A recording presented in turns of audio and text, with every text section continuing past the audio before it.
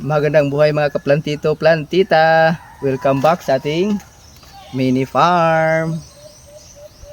So ngayon ay ipapakita ko sa inyo itong ating American lemon. So meron na pala siyang mga maraming bunga. Yan, meron ng mga kulay dilaw ito. So pwede na itong i-harvest. So bago yan, ipapakita ko muna itong ating mga na-markot na American lemon. Ayan, pwede na po siyang i-harvest. So ito, meron na siyang mga maraming ugat. So ganyan lang ka dali mag alaga ng American lemon.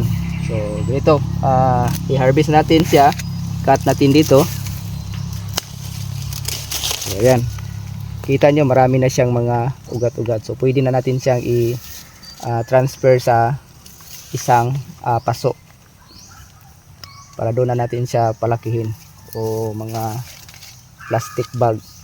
So ito pa yung iba nating na harvest. So meron tayong tatlong marketed na American lemon.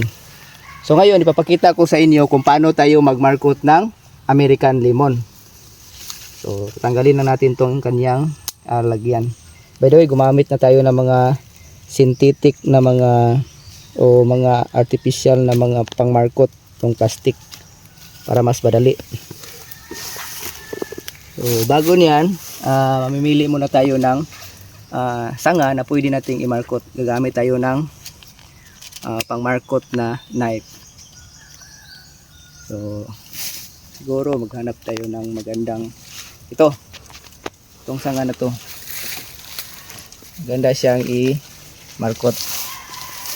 So kukuha lang tayo ng mga 1 inch sa kaniyang sanga. Tapos kikis-kisa natin. So kikis-kisa lang ng maigi hanggang sa makita yung kulay puti niya. Para hindi siya madaling maghilom yung sugat niya. Kasi kapag hindi siya masyadong nakis-kis ay hindi siya lalabas yung mga ugat. So ayan, pwede na itong lagyan ng lupa yung nakalagay sa plastic, pang market natin na plastic. Yan ito, nabibili natin to sa Shopee. Meron ding malalaki, meron ding maliliit. So maghanap lang tayo ng konting lupa na ating gagamitin.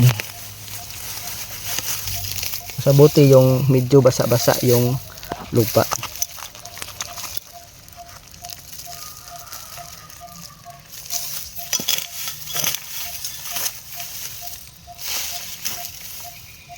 Okay, ito natin kaunti para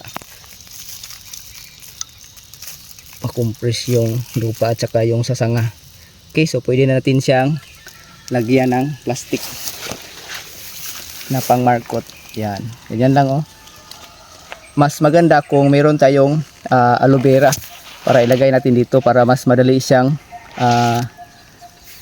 mag ugat. Pero wala tayong aloe vera, okay lang. Madali naman itong mabuhay. Yan. Okay. So yan. So update ko lang kayo next time kung meron na siyang mga ugat. Okay, ganyan lang kadali mag-market ng ating American lemon. So sa gustong magtanim, meron na po tayong available na mga potted na American lemon. PM is the key. Thank you for watching. Bye-bye.